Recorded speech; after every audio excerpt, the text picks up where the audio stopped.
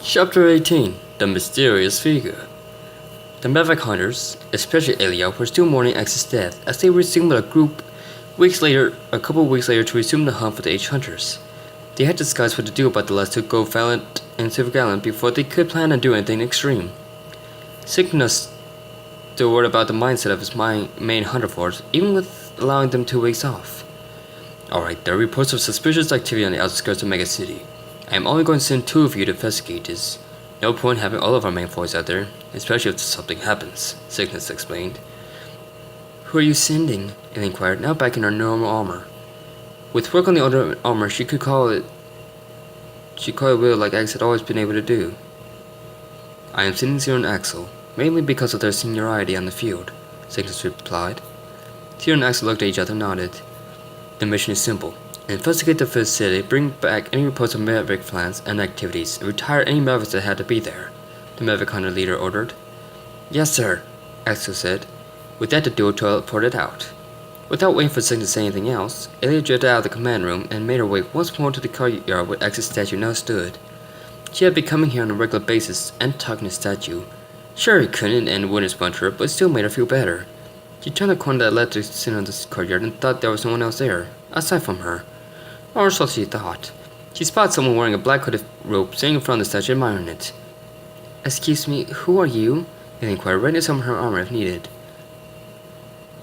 They do a good job on it, didn't they? The figure asked. His voice was deep and muffled out, confusing her further as to who this could be. That does answer my question, Nevka stated sternly. Forgive me, you may call me Shadow, the man introduced. You're a Maverick hunter. How did you get in here without clearance or detection? Elia asked. I have my ways, he replied, looking right at her. With that, he simply vanished, leaving the lady hunter confused. Who was that and how did he do that? The navigator wondered to herself. She decided to report this to Cygnus later and looked up at the statue's face. The face of a lover and legendary Maverick hunter. X, what did you have to leave us like that? We could have helped you through getting over being infected. Elia mused to the statue like it would actually respond to her. Point C4X5. Zero and Axel appeared in a small forest that bordered the once abandoned research facility. The building itself was 4 stories tall and showed definite signs of its abandonment.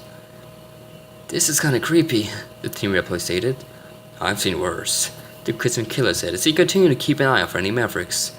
When he didn't see any movement, he moved to the small open field, followed by Axel who had his twin pistols drawn and ready.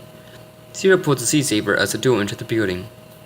They started down the corridor at the main, which was littered with trash and debris, keeping an eye out for anything suspicious. They entered the main room with the check-in desk was and looked around.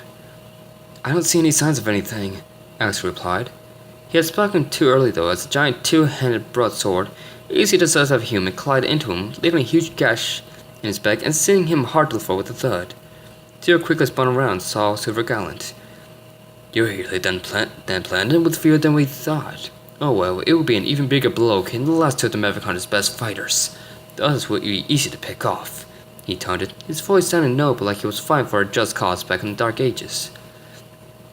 Zero launched at the knight like a rapid and brought his saber down hard, only to have it blocked by Gallant's shield. With a chuckle, the knight pushed forward with his shield and causing Zero to become unbalanced. Then with lightning quick speed and the force of a Mack truck, slammed his shield inside the Crimson Hunter's head, sending him flying hard through a wall, which collapsed on him. Axel slowly made it back to his feet by this time, and opened fire on Silver Gallant with his pistols, which were simply absorbed by his shield. Well, let's see his shield absorb this, Axel told with a smirk, pulling out his grenade launcher.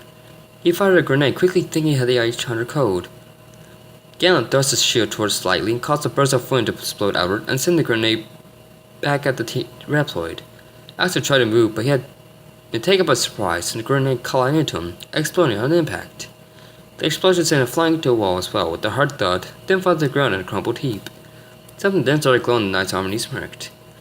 Well, as much fun as this has been, and as much as I decided to kill you personally, I am needed elsewhere. Do not worry though, we have other arrangements for your timely demise. Gallant taunted, then teleported out. Tierra finally woke him back up and pulled himself out of the debris that had collapsed on him. He slowly staggered his way to the crumpled teen. His armor was a mess. Chunks were missing. Other plates were cracked with wires protruding through, and he was unconscious. A loud click was heard as the big screen TV that hung in the room came on. The face that appeared on it was the face of Winda Wiley. Well, well, look at what I have here. My grandfather's greatest failure and a piece of scrap metal. Good to see you again, though, Zero, she taunted with a giggle. What's the meaning of this? Zero demanded. To see you dead, along with all the other hunters. The lot of you have been a serious pain in my side for too long, and I've set my plans back greatly by actually defeating most of my H-hunters. However, that ends now. I have activated an anti-teleport field around that facility, and have a bomb set to go off in approximately 1 minute. The ensuing explosion will trigger the left-behind chemicals in that facility, which will kill the two of you and anything within a 10-mile radius. It will at least wipe out the south end of Mega City. I will disclose nothing beyond that, Window explained, and with a wink, vanished. Large red numbers depicting the count of the bomb appeared in her place. They were down to 30 seconds. Damn, Zero cursed. He grabbed the axe and tried to pour it out, but it was Window had said. There was a fear preventing them from getting out. They couldn't run, but the countdown by now wouldn't let them escape by breaking out. Zero looked back at the clock. It was down to 15 seconds now. That's when a strange figure, covered by black hooded robe, appeared. Grab onto me, he demanded. Zero didn't have time to second guesses, or the guy was good or bad. Or evil. Zero didn't have. Oh, wait a minute. Carrying axe on his shoulder, he ran over to the stranger and grabbed his arm. Zero looked at the clock. 2 seconds. 1, and the stranger vanished from the building, taking 2 Mavicons with him. Sorry for my long delay in the story, but here we are, Chapter 18 at last. As always, R&R, no matter if it's good or bad. Reviewers, Ronan Drake, ShadowFox777, Ryokarna, Blaze XS, Ilya Light. Thanks for the reviews, guys, and hope to keep your support as well as regain the support of those I haven't heard from in a long time, and get new support as we crawl closer to the end of this tale.